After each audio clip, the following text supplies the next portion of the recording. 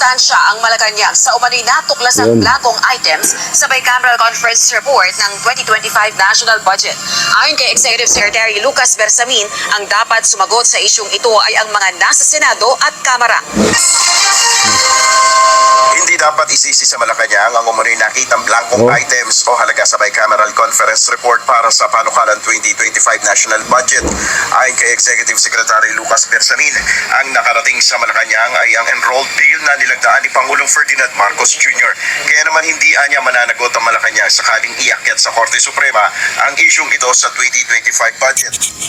Ayon pala kay Lucas Bersamin ay talagang walang pananagutan dito yung Pangulong Marcos Jr. At yun nga, sinisisi niya ito sa Kamara at Senado. Ang tungkol sa bicameral reports na ito para sa panukalang budget ng 2025 kung saan ay naging blanco nga ang items na ito. Sa kabila naman ito ay nagkaroon ng interview sina Pantaleon Alvarez at yun nga mayroon siyang binabanggit dito na mayroong posibleng gumawa nito na pwede niyang gawin na pakialaman yung nga sa kanya sa printing daw nangyayari yung ganitong irregularities. Doon pa lang talagang may manipula ng nangyari at ang karaniwan daw na maaring maging bahagi nito ay ang Speaker of the House, ang Chairman of Appreciation Committee at Secretary Generals na kung saan ay wala siyang tinutumbok na pangalan ng mga tao. Siguro naman ay alam na natin kung sino-sino ang mga yan. Tanda natin at panoorin natin itong video na ito. Kung klaruhin ko lang, pagka may na-file na naunang petition, hindi naman necessarily na wala nang ibang pwede mag-file kong, di ba? Si Attorney Speaker Alvarez ang magaling sumagot yan. Correct. Since dito din, yun nga, I think we are really honored to be joined by the former House Speaker himself also, no? And to Congressman Bebot, please tell us, sir, you know, you were once a House Speaker. Itong mga pangyayaring ito, sir, dyan, no, sa Congress, what can you say about this, sir? And especially on this petition ngayon nila Congressman Sid sa Supreme Court. Well, sa mga nangyayari ngayon sa Kongreso, no, talagang irregular ito. Yun. Dahil sa aking pagkaalam, matagal na rin ako naging congressman. Ngayon lang ito nangyayari. Yung ibang mga nakaraang speaker, including myself, hindi kami nagkaroon ng lakas ng loob para pakialaman yung budget na naaprubahan na ng plenary. Kasi ang proseso kasi dyan, BICAM report. So yung BICAM report na yan, pirmado yan ng lahat ng mga BICAM members. Dadalhin na yun sa plenary. Paaprubahan sa lahat ng mga congressman. Yun ang pagbubutuhan.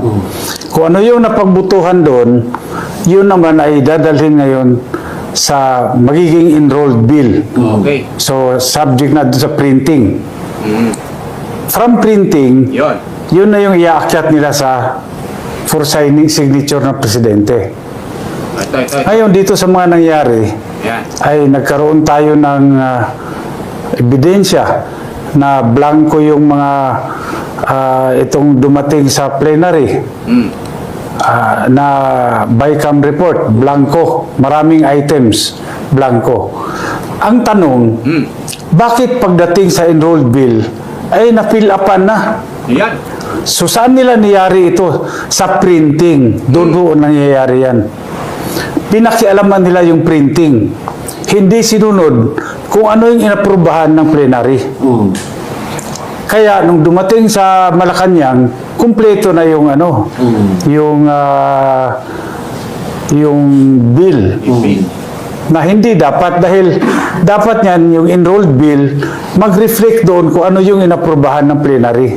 Ang pwedeng makialam doon, siyempre number 1, Speaker of the House. Number 2, yung chairman ng Appropriations Committee. O kaya yung SecGen, pwede rin makialam doon. Correct. Kasi nga, yun nga yung, I think, ang punto doon, blanco naman yung pirmahang BICAM, at yun nga sinasabi nila, sa enrolled bill, kompleto naman. So wala naman problema dapat. But yun nga ang sinasabi mo Kong Sid at Kong Bebot, BICAM yung basehan ng enrolled bill mo.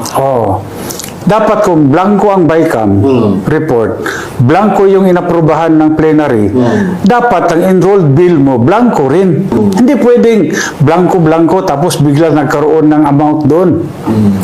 Doon ang problema. Correct. When you were House Speaker, Kong Bebot, this has never happened. Hindi. Mahirap yun kasi hindi ako nagkaroon ng lakas ng loob para gawin yan. Dahil as a lawyer, alam natin na crime yun. May krimen na nangyari doon. Criminal act yan. Mahirap yan. Thank you, Congressman Bebot. I'd just like to get also the comments. At dahil nga dyan, maraming nagbigay pahayag katulad ng mga dating senador at mga dating kongresista tungkol sa nangyaring ito sa bicameral report. At isa nga rito na nagbigay ng kanyang opinyon na itong si dating senador Frank Drilon. Alam mo, hindi ko alam kung ano nangyari sa BICAM. Ngunit, on the legal principles, wala pong magawa. Tama po yung ginawa ng Presidente. Ang pinirmahan niya, yung printed enrolled copy. At yan po ang controlling. Hindi yung BICAM report na mayroong mga blanco. Dahil lang sa, hindi ko alam kung ano nangyari, pero siguro nag-usap sila ulit at ng technical staff at kung ano man yung mga ina-adjust, doon ginawa at niratify ito, pinirmahan ng Senate President at ng Speaker of the House.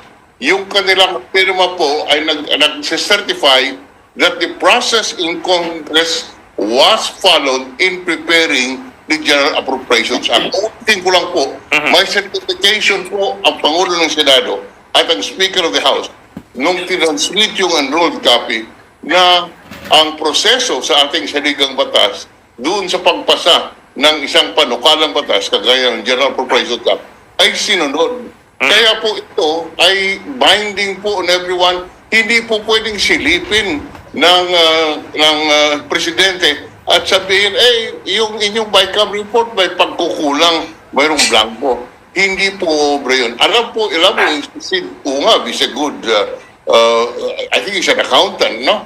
And ako po ay nakatrabaho ko si Sid Ungab. Talaga pong nakakaintindihan. Siguro hindi lang masyadong naintindihan ng amo niya dahil nung po, hindi naman tinitingnan ng mga budget na yan. Ngunit sa akin po, mahirapan po na baliktarin ang nangyari at mahirapan na ibaliktarin ng Supreme Court ang proseso. At sa akin po, yung General Appropriations Act ay valid at hindi po maging dahilan ng pagbaliwala ng GAA, dahilan po doon sa sinasabing may mga blanco sa pinirmahan na bicameral committee report.